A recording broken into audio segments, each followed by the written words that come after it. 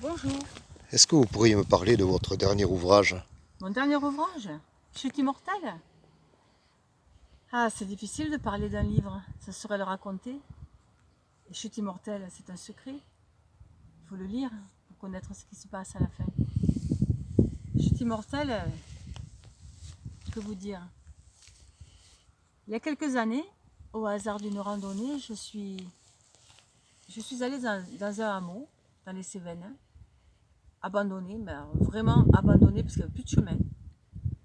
Et là, j'ai vu quelque chose qui n'est même pas racontable tellement c'était incroyable et inconcevable de trouver ça dans un hameau abandonné. Et à cette époque-là, je me suis dit, un jour, j'écrirai un livre là-dessus. J'inventerai une histoire, il y a quelque chose. Je n'ai pas dit ce que j'avais vu. Dans ma tête, j'allais écrire un livre. C'est pas facile d'écrire un livre. Alors je l'ai porté en moi, et les années sont passées, et voilà. Il est là. Je suis immortelle.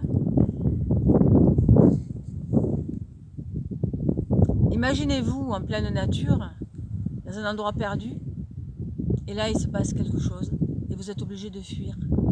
Vous êtes obligé de courir, de courir, de courir, de courir. Vous sautez un mur et là vous tombez et vous chutez. Vous chutez.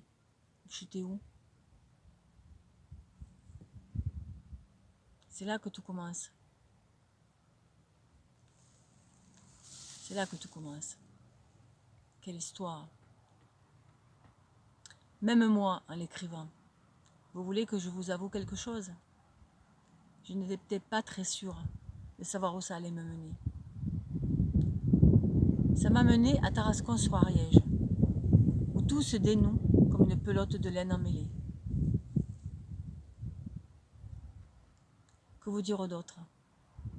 Lisez-le, si vous voulez. Mais je pense que vous n'imaginez pas du tout jusqu'où vous irez. Mais n'ayez pas peur.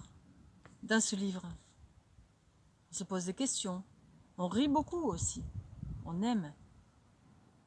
Et puis c'est mystérieux. C'est mystérieux. À la frontière de la réalité et du surnaturel. Le surnaturel ne fait-il pas partie de nos vies? Chute immortelle. Édition Le Pas d'Oiseau.